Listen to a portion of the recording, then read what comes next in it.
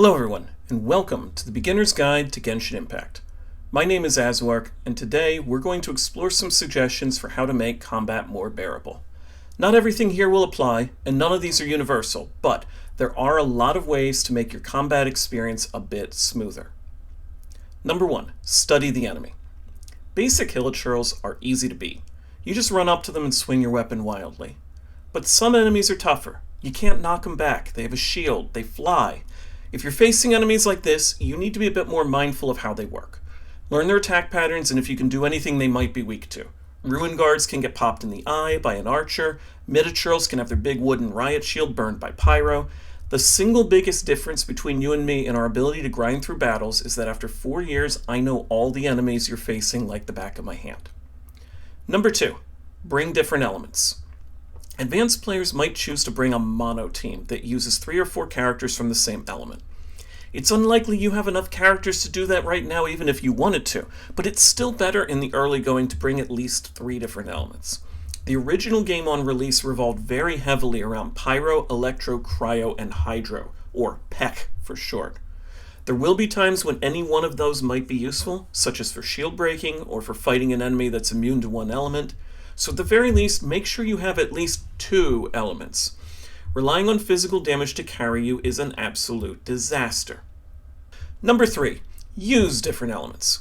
Even if you lean heavily on a single character, swap regularly to the rest of your team to use their elemental skill and, if it's available, their burst.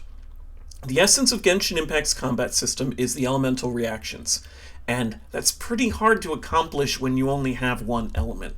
Or worse yet, none while you just mash the basic attack button. Always work toward applying elements on your enemies.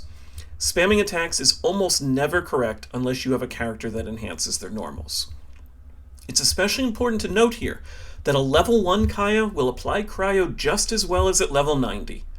Obviously be careful not to swap into them right as a mid-churl is swinging its axe at you, but having characters on your team just to apply their element real quick is completely valid. Number 4. Learn about the various reactions. This is something that partially comes with experience, and I will make a dedicated video or 3 on it, but know your reactions and which ones are more helpful in combat.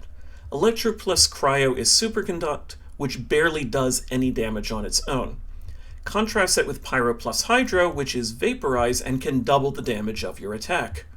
Simply bringing different elements is a good start, but choosing specific elements to complement your carry is also a good idea.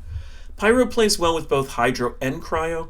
Electro and Dendro work together quite well. Anemo just wants anything it can swirl.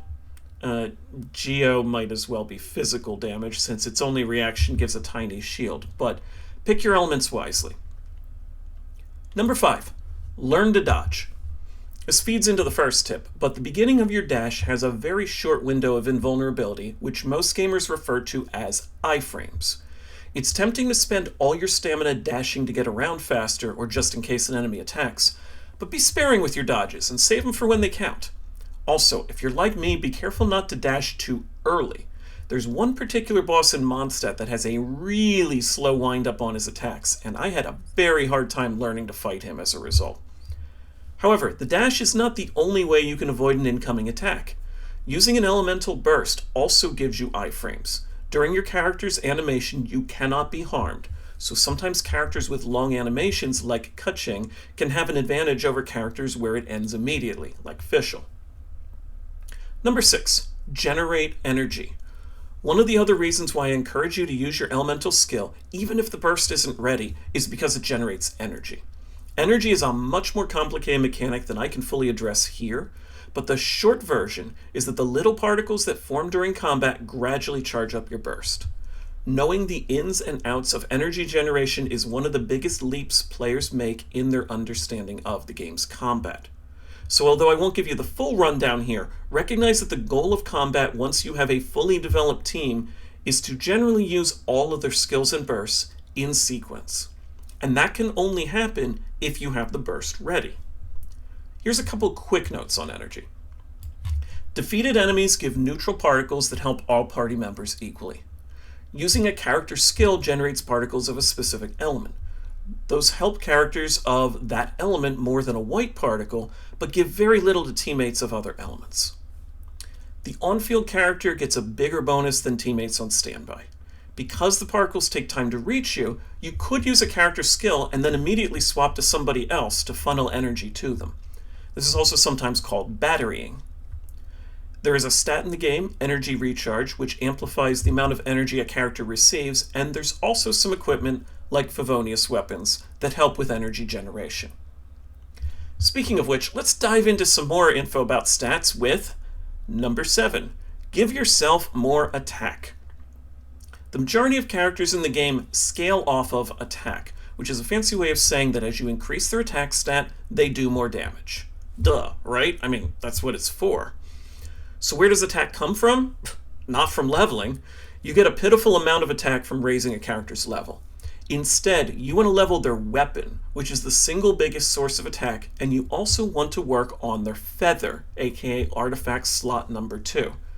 If you've already done that, slots 3 through 5 can sometimes have attack percent as the main stat, and you could try leveling those as well. But always start with the weapon and the feather. You're really shooting yourself in the foot if your top damage dealer doesn't at least have that much. Now, FYI, this is not every character. Many Geo characters prefer defense, and a lot of Hydro characters scale off of HP. But just about every character from Mondstadt or Liyue will want attack. Still, if you have an HP or defense scaling character, ignore what I said about the weapon and just focus on character level, because you do get a good amount of HP and defense from character level.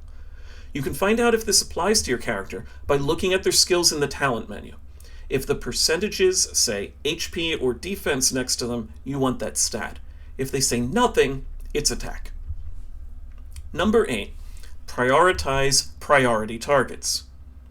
This sounds like a no-brainer, right? That's why they're called priority targets. But Samachurls, the hill churl shamans, often need to be the first to go before they start healing or propping themselves up on pillars or putting annoying thorn walls in your way. Also, if you have an enemy that'll take a while to whittle down, unless the damage is especially tough, focus your effort on them because the random grunts will probably take damage in the crossfire. Number 9, come prepared. Another really obvious statement, but don't use your burst to finish off an enemy if it'll be better to open the next battle with it. Do what you can to keep your characters healed, even if that means teleporting back and forth to the statue, or opening up the menu to munch on some food. But the converse of this is to not fight scared. There's a time and a place for being defensive, but Genshin's mechanics do generally reward players for being aggressive, if only because combats are quicker. There are trials where the challenge is to win the battle under a time constraint, so it's usually better to practice being offensive rather than defensive. Number 10, don't neglect charge attacks. Every weapon type handles charge attacks, aka holding the attack button down, a little differently. Bows are extremely different since they switch to a named shot mode. Claymores use one of 2 animations to go on an extended attack sequence. Swords, spears, and catalysts generally just get a more powerful hit in. These hits usually have a stronger knockback and pack a little more punch. Unless your character is specifically designed around charge attacks, you probably don't want to use these often because they do drain your stamina, but at the very least you want to know that they're there. Number 11, mind the environment. The most awful fight in the game is against a cryo archer in the rain. Nobody likes to be frozen, but you can also do that to your enemies. Likewise, water can be charged with electricity, or you can burn the grass. While these can harm your enemies, it's also something you want to avoid having used against you. And number 12, don't be ashamed to run away. Sometimes it's better to pull back, regroup, and try again. There will be times when the game will ask you to do something you simply aren't ready for, like walking into Dragonspine.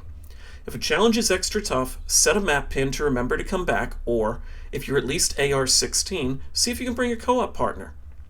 Speaking of AR and unlocking things, we're going to talk all about Adventure Rank tomorrow. So, thank you for watching, and I hope to see you in the next one.